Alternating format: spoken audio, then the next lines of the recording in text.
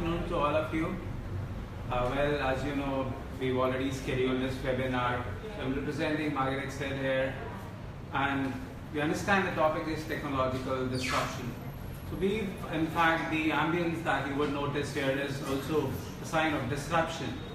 But herein, the disruption is of a different type.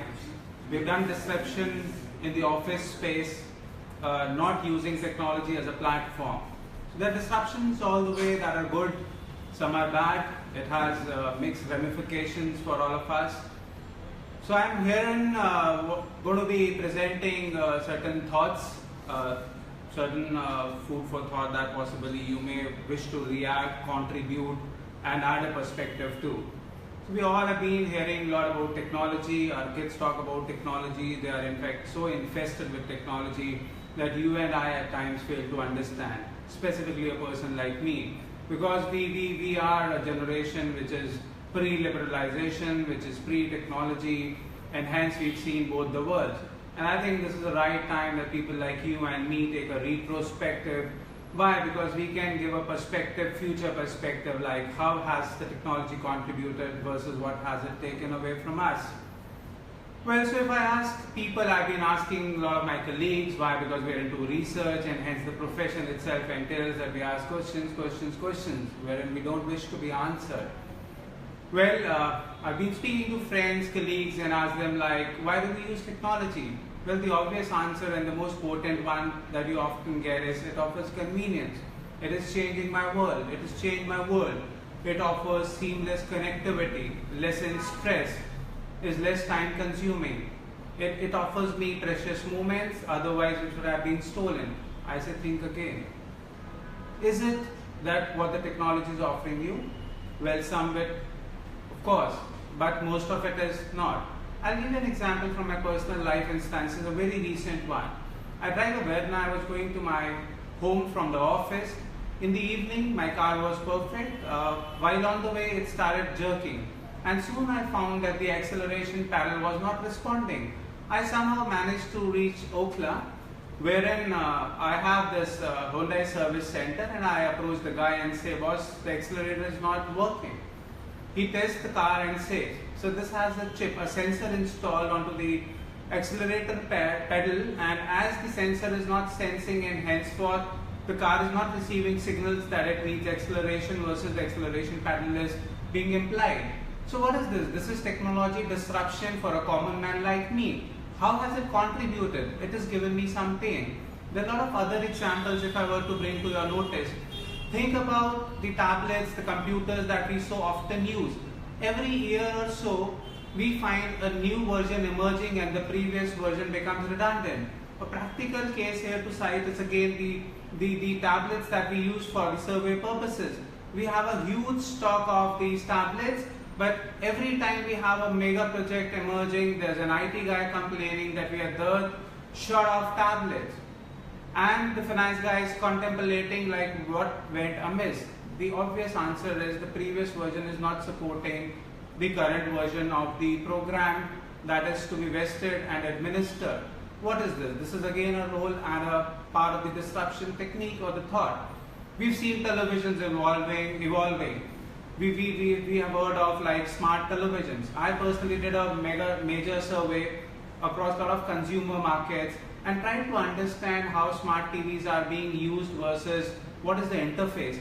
Trust me, not more than 10% of the audience actually use smart functions in a smart TV. So it itself is a constraint and a dilemma. So why at the first place are people buying this? Well, some are buying it because they want it to be seen as most gadget savvy. They want to be the first steppers into a particular arena, the boundary which is treated or consumed as virgin. However, there are few real takers of these technology as well. But is it meant for the 6.5 to 7 billion of the audience that the world possess? I think no. It is for a fraction at this moment. Well, having said that, of course it would have some merit. I'm not completely denying the merits that it offers, but the larger point is everybody talks about the merit, the technology advancements, the development phase that it's offering. But very few people talk about the flip sides of it. And here am I to bring a perspective, so that we have a retrospective thought on how it has impacted our lives. both personal lives as well as the professional lives. So it's contributing negatively in a way. I hope you all have faced the situation. I first quoted an example from the personal life, now again a very example from the personal life, but which possibly all of us have faced at some point in time. Think that we all are consumers and at times you have problems. What do? We pick up a phone, which is the basic technology interface, and try and speak to somebody at the other end. But what the dilemma is, 20-25 minutes, it's a hang-on, it's an IVR responding, and we are dying to speak to an executive where human interface is required. But that human interface is missing. Why? Because we are a data point to the addressee as well. What is happening? Companies invest a lot of money is doing customer satisfaction studies, consumer is the king, consumer is important. But when that consumer is cribbing the most, he is being translated through the technology module. Of course, it is there to help, but is it really helping me? I don't think so. Why? Because technology just becomes a receptor of information, and I am given a code which is my reference code or the generated number, and hence I am being more or less treated like a code with that particular company. What is the sense I am getting? It is offering me no convenience. Similarly, companies are offering a lot of products as quoted, like the example of smart TV. The products which may not be desired by the consumers, or the products desired but not with those particular features that you offer me those products. What am I going to do with that product? Well, company is definitely charging a premium from me and hence serving its own purpose. But as a consumer, I'm not really benefiting with that particular offering which you give me. So, what is disruption? Well, disruption is displacing the established. Like we've displaced this office, we made it a casual arena so that we recreate, rejuvenate. I understand. Post this again, I'll be scheduling back to my desk and confined with a laptop and again with a smartphone. But I understand the need of the hour, but I should not be a slave to this technology. And the disruption is right to a certain extent. It has contributed positively, but not always and in all facets. Well, who coined this term disruptive technology? It was a professor from Harvard in late 90s, Clayton Christensen, created or coined this term disruptive technology, and he himself said that disruptive technology means that it's not going to be all pervasive at the instance of the time when it is launched. Why? Because for that you need sustainable technology. So sustainable technology is emerging and may be good, but not the disruptive technology. Why? Because it renders our worlds insignificant the moment it occupies some space in the minds of the consumers or the probable consumers.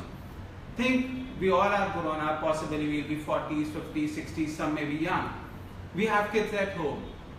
So what dimensions are our kids exploring? We had multifaceted lifestyles, like we used to play outside, we used to be roaming in the natural inhabitants. But what are our kids doing?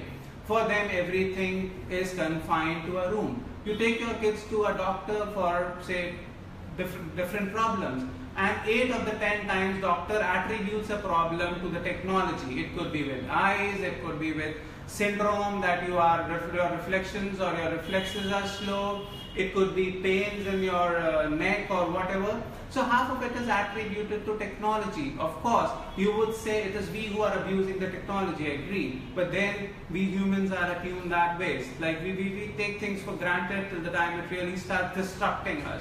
So technology in a way is disrupting our inhabitants, it is disturbing or disrupting our relationships, it is disturbing or disrupting our professional, personal lives, all. We become less emotionless.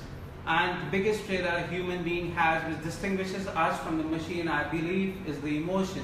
The day we lose the emotions, we are equated to machines. And that's a tendency that started to build into India. What has it contributed? A lot of people are increasingly becoming depressed. Depression is a killing machine, which is soon gained traction in a country like India.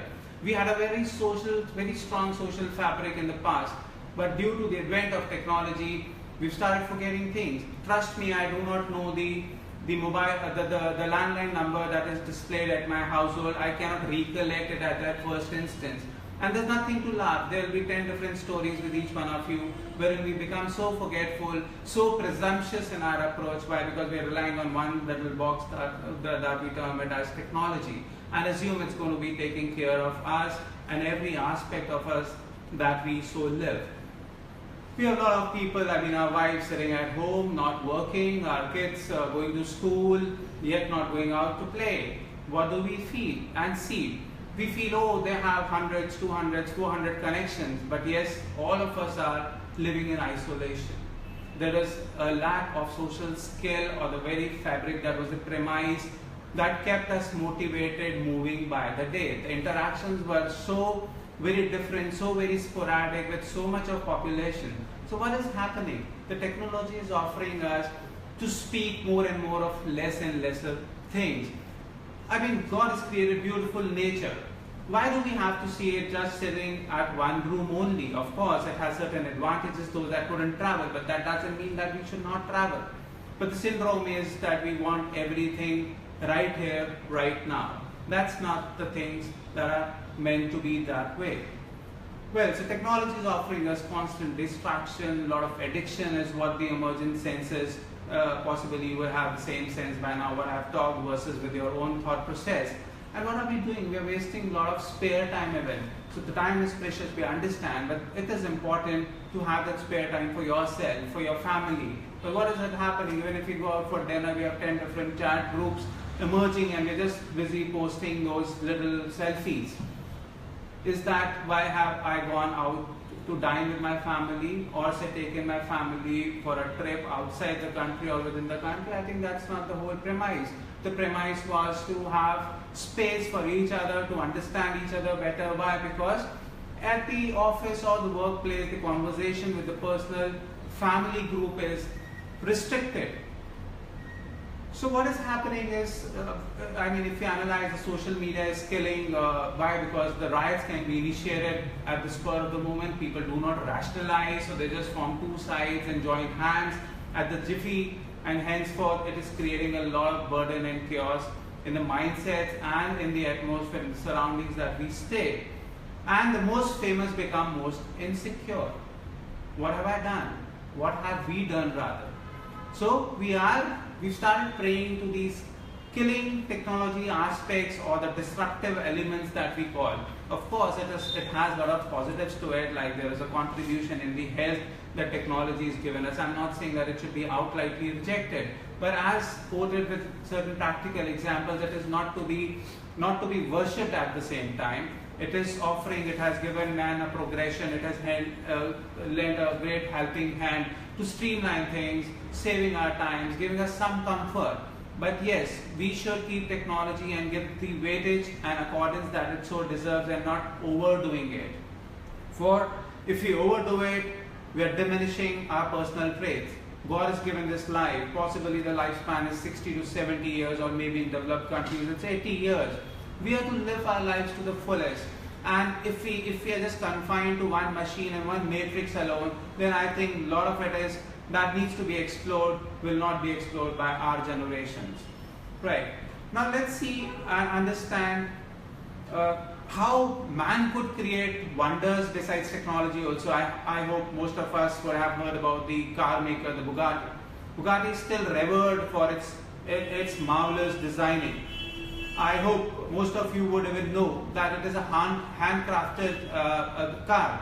So what I'm trying to say is it's not that technology only offers precision. The precision could come from the minds that God has given us, and we can develop wonders by hands and not by the brains itself. Of course, the brain and hand in tandem created Bugatti for us. Similarly, let's understand there are the handcrafted watches fetch huge prices. So does it go for our khadi or versus any element that we talk about? So handcrafted things are still relevant to us. So what I'm trying to say is, yes, technology is important, but it is not the sole thing. There are other aspects to it which needs to be explored, which needs to be worked upon. Why? Because at tandem they are offering different manifestations to be explored. That's the whole journey for the mankind to live and move ahead. And the other aspects is businesses. How are businesses impacted, and what is the disruption in business? Well, the disruption is huge in business, and it is going to be having more serious repercussions. Currently what you and I are experiencing is a short-term effect. Let's idealize and think of the long-term impacts that it's going to have on businesses.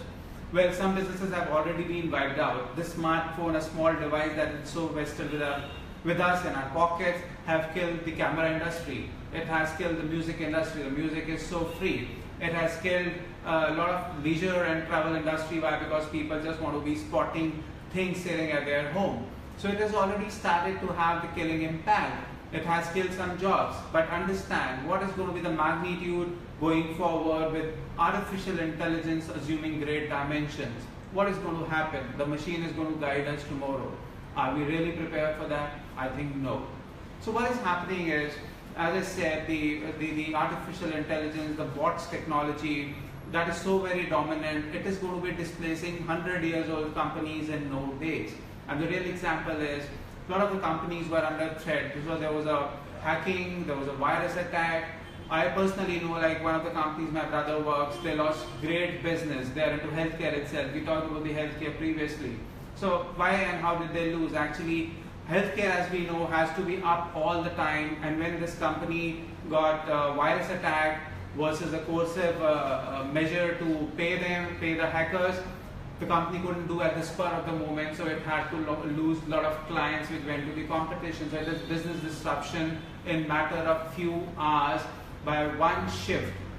That took away the entire business proposition. So is it going to happen in future? We hear about drone as a technology emerging. Understand so many courier boys would be rendered jobless. 3D is becoming an emergent trend. With 3G printing coming and becoming a reality, understand what's going to be happening to the construction industry, to host of other industries with dimensionalized, with supply products, and there is an interface and interchange and exchange of commodities versus the idea. The poor will become poorer, the rich the richer. Understand the inequality that would rise. What would it lead to? I have no job, boss. I need money. I need to survive. Whom am I dependent on? Government. Government says we don't have money. Private parties are earning the money. Why? Because they are establishing new business, and henceforth they will be the leaders, unlike the social fabric that earlier existed, more so in India, wherein the public enterprises played a major supportive role in terms of employing people, in giving the government policies were attuned towards poor. Gradually this is going to die down. Then where is the wealth going to be concentrated? Further to the lesser of the population, and the majority would be rendered jobless. What would they do? They would definitely pick up weapons, they would enter into the crime arena, and henceforth, imagine the world, what are we envisaging there? So there's a world full of chaos, people killing each other, people willing to snatch things, and yet there's just a confined handful of individuals with all the wealth. And that's a reality today, friends. Analyze your companies, your peers' companies, what is happening, how many of us really know what technology is all about? So we do the basic work and premise on technology platforms, but there's a lot of technology things that we don't understand still. And I personally did a survey with one of the major organizations wherein we had to do some audit on the technology knowledge aspects of the workforce, and surprisingly 92% didn't know how to operate or do most of the things, yet they were senior personnel from an aviation industry group.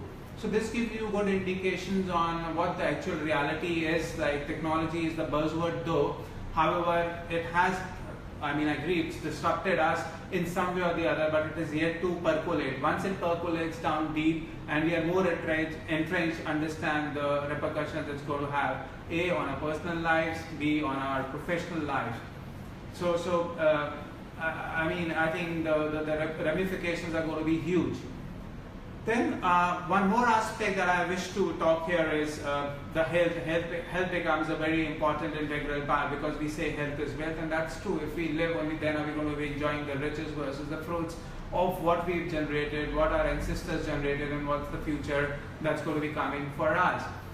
Now, understand, earlier people in India had this syndrome of repairing of appliances versus gadgets, versus the lifespan of a gadget was huge. If you bought a car, that was to be meant to be used for the entire life, and then it went to the next generation. In fact, that was a beautiful model if you analyze. Why?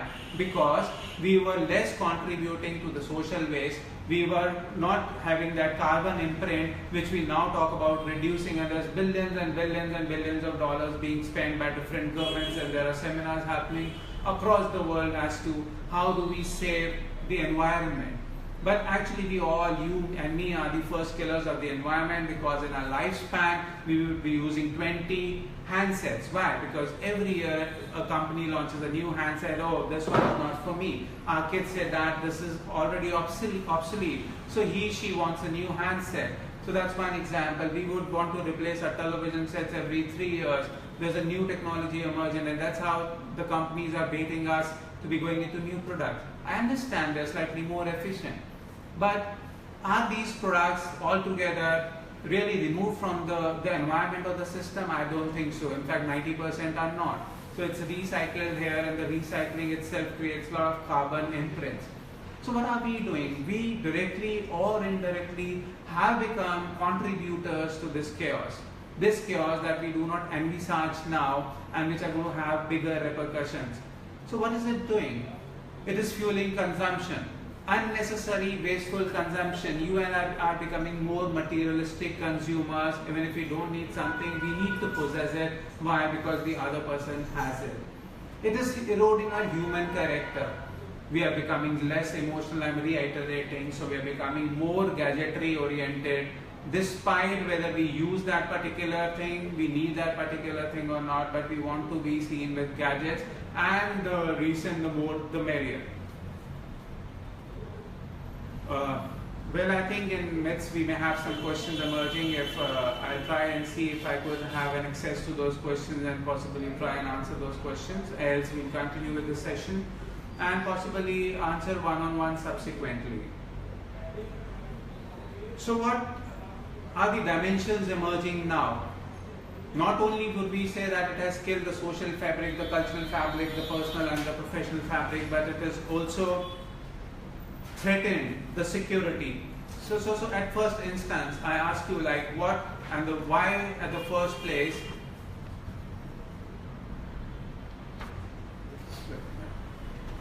Right, so at the first place, what we say is like, what is happening as we observe is that the bigger companies are becoming irrelevant by the day. There are new emergent businesses that are gaining traction, and the smaller companies, like smaller not in terms of revenue, smaller is not in terms of wealth, but smallish in terms of the human capital, are gaining all the traction. So this is going to be giving rise to monopolistic tendencies, and the world is then going to be dictated back by few individuals or businesses groups, which is again going to be killing the job security, the social security.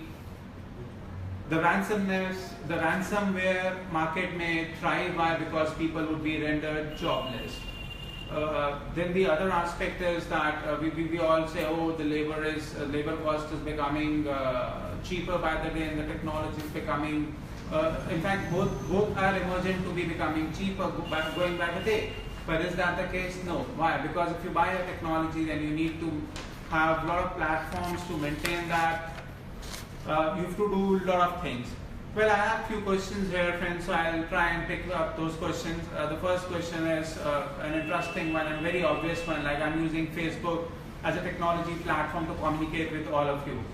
Well, I do agree, and as I said, I'm not saying that technology doesn't offer any advantages or that it's a flip. However, what I said was I wish to draw the attention of you and mine towards the flip side of technology, because the day it starts dominating us, we will all be acting as slaves to the technology, and henceforth it will not be making a viable sense to be existing and staying here.